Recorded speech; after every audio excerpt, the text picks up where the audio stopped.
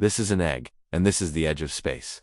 Moments before I attempted the world's highest egg drop, in a classic egg drop, the goal is simple: build a contraption to protect a raw egg from a fall. The highest drop wins. My original plan was to drop one from the world's tallest building, but there's a problem. Humans never stop building taller buildings. If I wanted to future-proof this record, I had to go all the way to the top, straight to space. I started this journey 3 years ago. My background is in engineering. I even got to help land robotic explorers on other planets, so I figured, how hard could it be?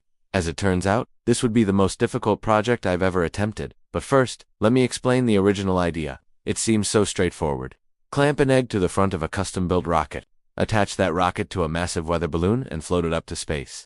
Once there, the balloon releases the rocket. Using only gravity, the rocket accelerates past Mach 1, breaking the speed of sound. Here's the tricky part. The rocket would autonomously steer itself using 4 fins on the back, guiding itself to a target. At just 300 feet above the ground, it would release the egg, which would free fall onto a giant mattress we'd placed in a field. Like any good engineers, we broke the problem down. Step 1. Calculate the terminal velocity of an egg. Terminal velocity is the max speed an object reaches when falling. For a human, it's about 120 miles per hour. For an egg, our math showed it tops out at 75 miles per hour. So, first test. Can a mattress protect an egg at that speed? We couldn't find a building tall enough for a legal test, so we had to improvise. 83 miles per hour. Host. Cracks the egg into a bowl, check the egg. No cracks. Our mattress could handle speeds faster than terminal velocity. A great start. The next step in our DIY space program was to head to a small farming town to meet my collaborator, a brilliant self-taught rocket builder. He was in charge of tracking and guiding the rocket. I was in charge of the payload, keeping the egg from freezing in a custom oven, and, of course, the release mechanism. This first trip was just a low-altitude test at 10,000 feet. We just needed to prove we could steer the rocket. All we needed was our official passenger. This is it.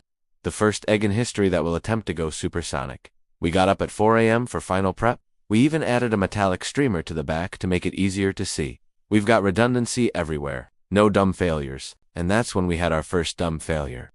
Scrub the launch. It just ... pooped the egg out. Well, that's a disappointment. Back at home base, we confirmed our hypothesis. The last-minute metallic streamer was right next to the GPS, interfering with the signal. The rocket's math got messed up, and it thought it was time to release. So, the next morning, we were back. This time, with a plastic streamer. The good news, no wind. The bad news, it was 20 degrees colder, and our mattresses were frozen solid. We might be in trouble. We're already south, and we're only halfway up.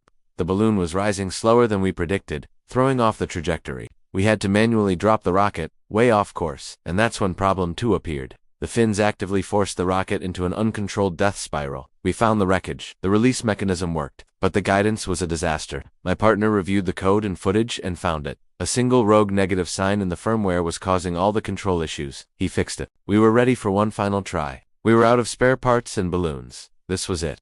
This time, we released right in the target drop zone. Egg collaborator. No egg. ... Wait a minute. Pulls an egg out of the dirt. It's the egg. Inspecting it. Did it crack? Collaborator. I mean, it's not cracked. 3 failed attempts.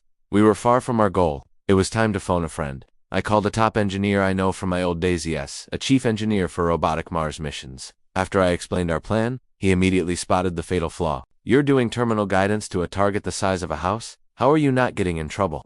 The people who know how to do that are sworn by federal law not to tell you. He was right. We were essentially trying to build a precision-guided missile. The ethics of putting a how-to video for that on the internet are questionable at best. We had to pivot. We scrapped the entire old design. No more steering. We'd head to the desert for a much more general landing target. And for the new design, we borrowed heavily from the systems that landed rovers on Mars. Still go to space on a weather balloon, but this time, the rocket would be 3 times longer and 4 times heavier, with fixed fins, to guarantee supersonic speeds. Halfway down, just like a cruise stage separation, we'd use a small charge to separate from the back half of the rocket. This reduces the weight, and the payload naturally slows down. Then, just like on Mars, deploy a parachute. Then, release the nose cone. This would expose our landing system, a set of cushioning airbags, just like the ones used for the early Mars rover landings. It was wildly ambitious. And for the parachute, I used a lucky charm. When I left my old engineering job, my friends gave me a rectangular piece of nylon. It was an actual test piece from one of the rover parachutes. It felt fitting to repurpose it for this mission. After months of redesigning, we were in the desert, feeling optimistic. We were using a zero-pressure balloon. It's delicate, but it can't pop. It's open at the bottom. To bring it down, you send a signal that unzips the side. They were an hour into filling it when we made a good trenching discovery. We have to scrub or suck in the helium out and trying for another day. Here's what happened. My partner and I had tested our systems independently ad nauseum, but we never tested the integration of the two halves. The connection was great in tension pulling on it, but this whole thing is so long and heavy. As soon as it wiggles, it wants to bend. This connection would snap at Mach 2. This was an absolute low point. I had missed a classic engineering failure point. I felt like I'd let the entire team down. But failure is just a process to learn one more way not to do something. I was already making a list of fixes. This idea of resiliency is why I started my own engineering toy company. We send a build box to your door every month. We build it together, and I teach you the physics. So you don't just learn to build like an engineer, you learn to think like one. We've built rapid-fire disc launchers, linkage-powered drawing machines, and even a catapult that will make you feel like you just landed your own egg from space. It's all about learning from failure and solving problems. Speaking of solving problems, here's how we fixed our rocket for the final launch. The connection. We designed a new sheath that could handle the bending, using a black powder charge to separate. The egg. We ran vacuum and temperature tests. A raw egg will freeze and crack in space.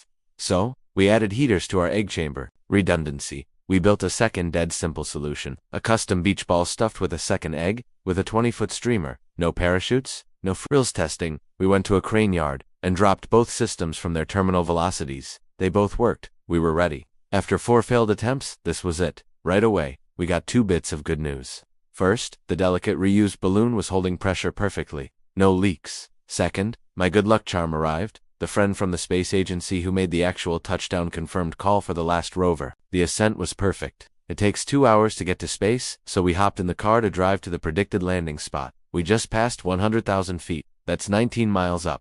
We could even spot the balloon from the ground. It looked really big, and then it looked really small. Host, what do you mean, small? Then came the devastating call. The balloon was coming down. Collaborator, it just dropped 30,000 feet. It must have popped. Host, but they don't pop. There's zero pressure, and they don't. But here's what happened. Unbeknownst to us, the payload had been spinning. For 10 minutes, it spun, twisting the cord that attaches to the self-destruct string, until it got so tight, it pulled the string and unzipped the balloon.